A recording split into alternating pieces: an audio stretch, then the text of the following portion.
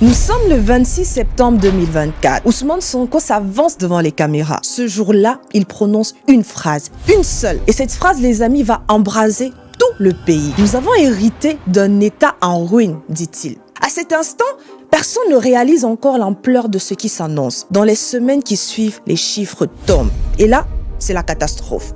La dette réelle du Sénégal n'est pas à 74% du PIB comme on le disait depuis des années. Elle explose à 132%. Entre ces deux chiffres, il y a un gouffre, un trou financier de 11,5 milliards d'euros.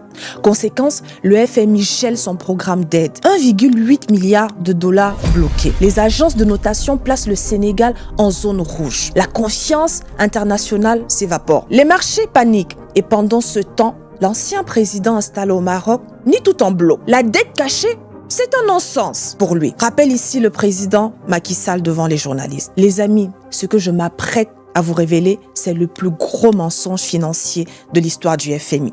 Un scandale plus gros que celui du Mozambique, plus gros que tout ce que le continent africain a connu.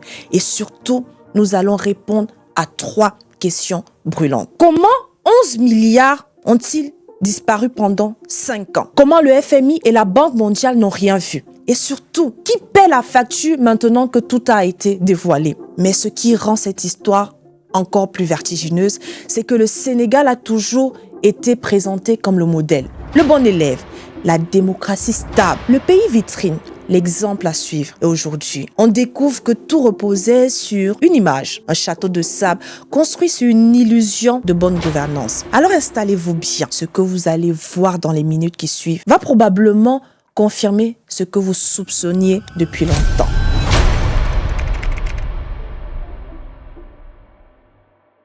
En 2012, Macky Sall arrive au pouvoir. Sa promesse est de transformer le Sénégal en un pays émergent, un modèle pour toute l'Afrique. Pendant 12 ans, il semble tenir cette promesse. Le train express régional traverse Dakar. L'aéroport international Blaise Diagne ouvre en 2017 pour remplacer l'ancien. Les autoroutes s'allongent. Partout, on voit des chantiers. La croissance affiche 6% par an. Le Sénégal est partout, sur les écrans internationaux. Macky Sall est adulé. On parle même de lui pour diriger l'ONU. Le Sénégal émergent devient le mot d'ordre. Tout le monde vante la stabilité du pays, sa démocratie qui fonctionne et son économie qui monte. Mais construire vite, ça coûte de l'argent. Beaucoup d'argent. Et cet argent vient de quelque part, notamment des emprunts internationaux, des obligations sur les marchés, des prêts bancaires, des financements du FMI bien sûr. Certes, la dette grossit, mais officiellement, elle reste sous contrôle. Les rapports budgétaires affichent 74% du PIB en fin 2023. C'est au-dessus du seuil régional. Et pendant ce temps, dans l'ombre, une autre dette s'accumule. Une dette qui n'apparaît, les amis, nulle part. Une dette fantôme de 11,5 milliards d'euros. Et cette dette, personne ne la voit venir. Ceci, bien sûr, jusqu'en 2024. En mars 2024, Diomaye Faye est élu président de la République. Et Ousmane Sonko devient son premier ministre. Et c'est là que tout bascule. Dès avril 2024, le nouveau gouvernement lance un audit des finances publiques. L'objectif est simple, découvrir l'état réel des comptes. Pendant des mois, les auditeurs de la Cour des comptes fouillent chaque dossier. Et ce qu'ils découvrent dépasse tout ce qu'on imaginait. Une découverte qui va pousser le Premier ministre à convoquer la presse le 26 septembre 2024. Lors de cette conférence, les amis, tenez-vous bien, Ousmane Sonko évoque des déficits qui ont été minorés. La dette publique qui a été dissimulée.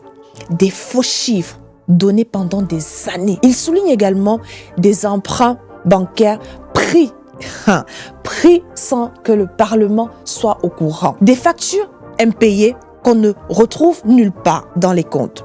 Des projets payés, mais jamais finis. On découvre que le déficit budgétaire de 2023 n'était pas à 4,9% du PIB comme affiché. Il était à 12,3%.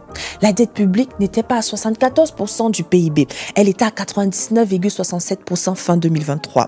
Et elle continue de grimper. 105,7% fin 2024 pour la seule administration centrale selon le FMI. 119% selon SNP en excluant les entreprises publiques. Et jusqu'à 132% en les comptant. L'écart entre ce qui a été déclaré et la réalité représente environ 25 points de PIB. Rien que pour 2023, ça fait 4 700 milliards de francs CFA, soit 7,17 milliards d'euros. Et quand on ajoute les révisions sur les années d'avant et tout ce qui n'a jamais été compté, on arrive à 11,5 milliards d'euros. Ceci est de loin le plus gros mensonge financier de l'histoire du FMI. En novembre 2025, Edouard Guémaël, le chef de mission du FMI au Sénégal, le dit d'ailleurs publiquement sur RFI. Je cite ses propos. « Je n'ai jamais vu une dette cachée de cette ampleur en Afrique. » Pour vous donner une idée, les amis, le scandale des Tuna Boys que j'ai évoqué dans l'introduction quand j'ai parlé du Mozambique portait sur 2,2 milliards de dollars. Là, on est 4 à 5 fois au-dessus. Mais ce qui rend toute l'affaire encore plus explosive, c'est la réaction de Macky Sall. Dans une interview accordée le 29 septembre 2025 à Julian Pequet, journaliste pour Jeune Afrique et des Africa Report, il refute tout en bloc. Une dette publique, on ne peut pas la cacher, par définition. Ce sont ces mots. Chaque dette suppose un engagement officiel, un avis de la Cour suprême, un passage à l'Assemblée, une conversion de devises par la Banque centrale. Comment on cache tout ça sans que personne ne soit au courant? Ainsi étaient les propos du président Macky Sall. Il retourne même l'accusation. De quoi on me parle exactement? Du développement du pays?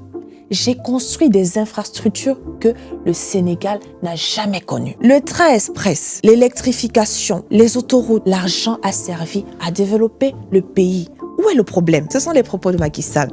Nous avons donc deux versions, deux camps et deux récits qui s'opposent.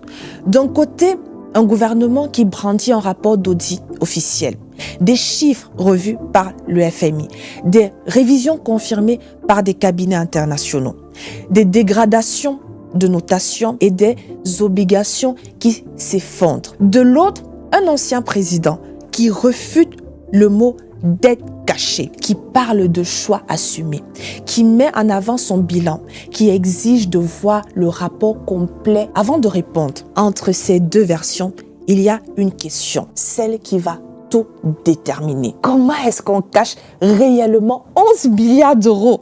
Et surtout, qui savait ce qui se passait vraiment?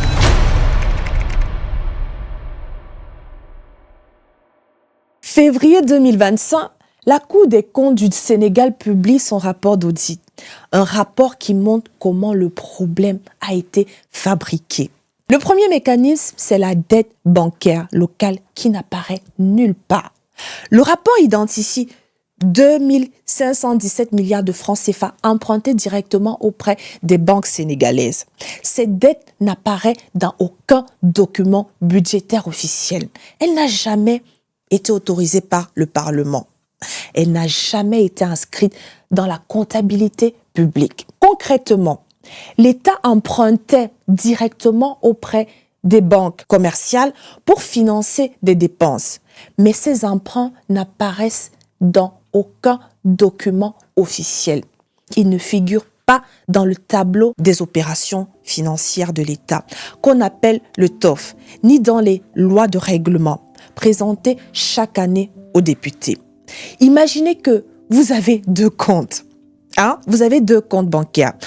Un compte officiel que tout le monde connaît et un deuxième compte secret dont seul vous et 2 ou 3 personnes ont les codes. Sur le compte officiel, tout est propre. Sur le compte secret, les dettes s'empilent. Tant que personne ne regarde le deuxième compte, tout va bien. Le deuxième mécanisme, les amis, c'est ce qu'on appelle le budget extra-budgétaire. Le rapport parle de dépenses financées par surfinancement. Qu'est-ce que ça veut dire concrètement? Quand un projet est surfinancé, l'excédent servait à financer d'autres dépenses en cachette.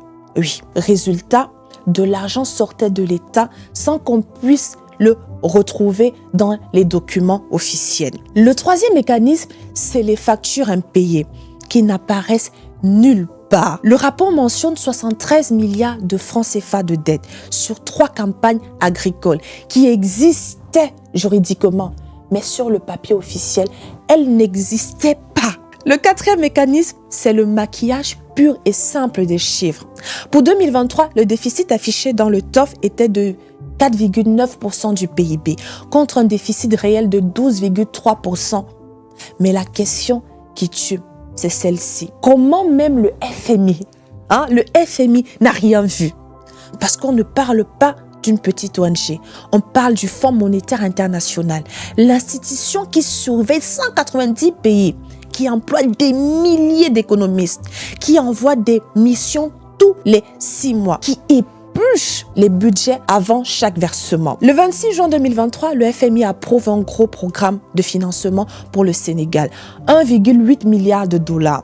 En décembre 2023, le FMI finalise sa première vérification du programme.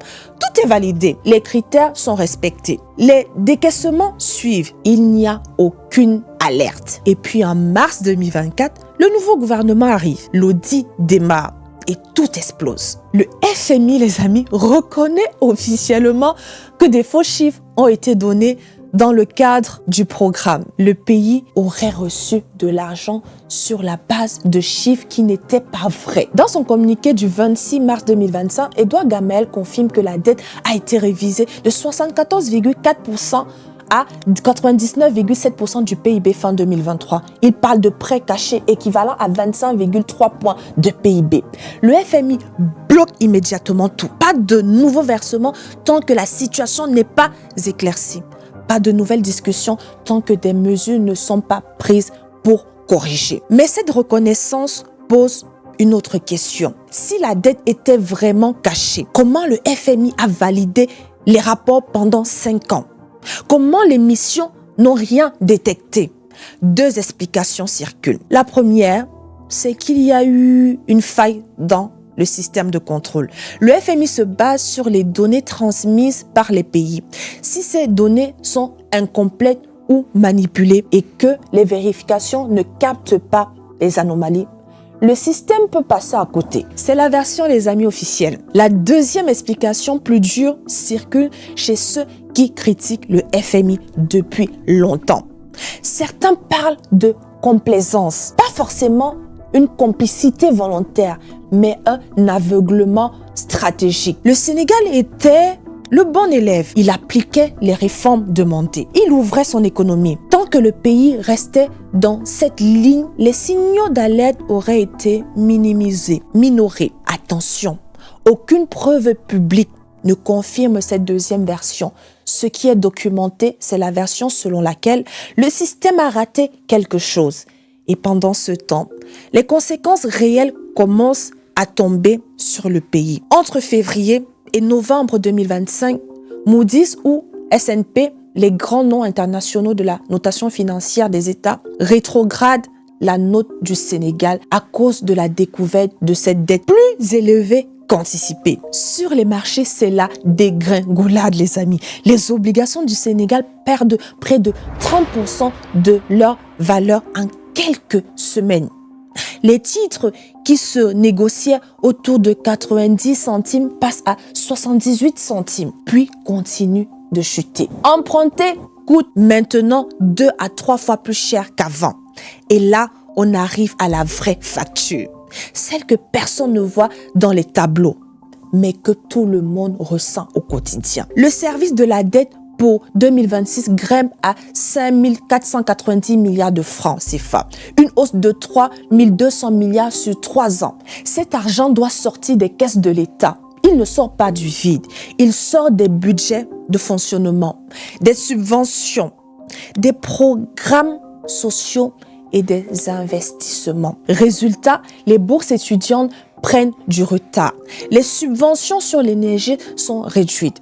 Les recrutements dans la fonction publique ralentissent. Les projets d'infrastructure sont gelés. Les petites entreprises qui avaient des contrats avec l'État attendent leur paiement depuis des mois. Et socialement, ça monte. Des manifestations, des grèves, des licenciements dans l'administration que le gouvernement présente comme une rationalisation et que l'opposition appelle une purge. Vous avez probablement vu le mot passer. Le pays découvre que la dette cachée n'est pas qu'un problème de comptabilité. C'est une charge réelle qui pèse sur les épaules de millions de Sénégalais. Mais pendant que tout ça se déroule, les deux camps continuent de s'affronter.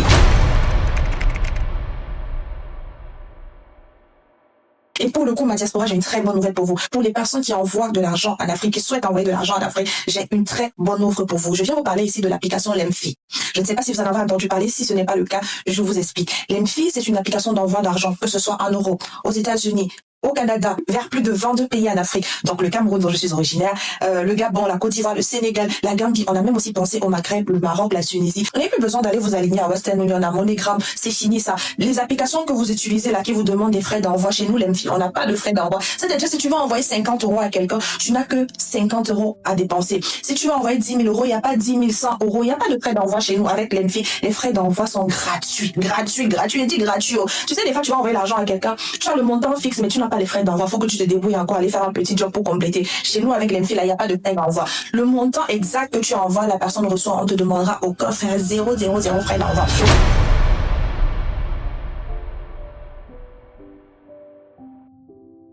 Ousmane Sonko, dans son discours à l'Assemblée nationale, le dit clairement. Nous ne pouvions pas imaginer que le mal était si profond. L'audit révèle des déficits et une dette qui ont été minorés. Cette situation a entraîné le gel des financements du FMI et de la Banque mondiale. Il liste tout. 29 000 personnes recrutées en dehors des règles, des chantiers payés mais jamais finis, des scandales fonciers, des programmes qui ont englouti des centaines de milliards sans rien donner. Le programme de gestion des inondations, 285 milliards envolés les amis. Le programme d'assainissement, 77 milliards sans résultat. Et il termine avec cette phrase. Le président de la République a préféré dire la vérité plutôt que de commencer son mandat dans le mensonge. De l'autre côté, le président Macky Sall refute catégoriquement ce récit. Ses avocats contestent la méthode et interrogent le FMI. Ils demandent des documents. Cette stratégie crée une deuxième intrigue et une bataille qui peut durer des années. Alors, qui dit vrai? Voici ce qu'on sait avec certitude. L'audit de la Cour des comptes montre des écarts massifs entre ce qui a été déclaré et ce qui a été reconstitué. Ces écarts portent notamment sur 2517 milliards de francs CFA de dettes bancaires qui n'apparaissent nulle part dans les comptes publics. Le FMI confirme qu'il y a eu de faux chiffres donnés et révise les ratios de dette. Les agences rétrogradent le pays, les marchés sanctionnent. Tout ça est documenté, vérifiable. Ce qui reste flou cependant, c'est l'intention. Est-ce que c'était une manipulation volontaire pour rester dans le vert aux yeux des partenaires? Ou est-ce que c'est un problème de système qui s'est accumulé et qui a fini par exploser? La Cour des comptes parle de dettes non retracées. Le FMI lui parle de prêts cachés. Et pendant que les camps s'affrontent sur les mots, la facture tombe. Le Sénégal doit rembourser. Qu'il y ait eu manipulation ou mauvais système, peu importe. Les créanciers sont là. Les échéances tombent. Le service de la dette ne négocie pas. Et cette facture, ce ne sont pas les politiques qui la payent. Ce sont les citoyens ordinaires comme vous et moi. Ceux qui voient les prix grimper. Ceux dont les bourses sont retardées. Ceux dont les entreprises ne sont plus payées pour les contrats avec l'État. Ceux qui découvrent que le Sénégal émergent était construit en réalité sur une montagne de dettes invisibles. Aujourd'hui, en février 2026, la procédure judiciaire avance. Plusieurs anciens ministres ont été envoyés devant la Haute Cour de justice. La mise en accusation de Macky Sall fait l'objet de débats que la presse sénégalaise suit de près. Ousmane Sonko a même demandé la dissolution du parti de l'ancien président de la République. Mais quelle que soit l'issue du procès, quelle que soit la bataille politique, il reste une question qui dépasse le Sénégal. Si un pays a pu dissimuler 11,5 milliards d'euros de dette pendant 5 ans sans que personne ne s'en aperçoive, combien d'autres pays sont dans la même situation? Combien de modèles de stabilité cachent des dettes non retracées? Combien de programmes du FMI reposent sur des chiffres incomplet, erroné? Ce scandale révèle quelque chose de plus profond qu'une simple affaire de corruption. Il montre une faille dans tout le système de gouvernance de la dette en Afrique. Les institutions de surveillance peuvent être contournées pendant des années jusqu'à ce que la vérité éclate. Et ça, le Sénégal vient de l'apprendre à ses dépens. In fine, 11,5 milliards d'euros évaporés. Des milliers de familles qui attendent leur paiement. Des millions de citoyens qui découvrent que leur pays n'était pas ce qu'on leur disait. L'ancien président Macky Sall, qui depuis le Maroc affirme avoir bâti un pays prospère sans dette cachée. Le nouveau pouvoir qui, lui, soutient corriger les irrégularités financières héritées de l'ancien système. Et entre ces deux récits, les chiffres sont là, documentés et vérifiables. Vous pourrez d'ailleurs les retrouver en description de cette vidéo. Mais ces chiffres, les amis, ne donnent pas toutes les réponses. Parce qu'au-delà de savoir comment on en est arrivé là, la vraie question maintenant, c'est comment on en sort. Et surtout, comment on s'assure que cela ne se reproduise plus.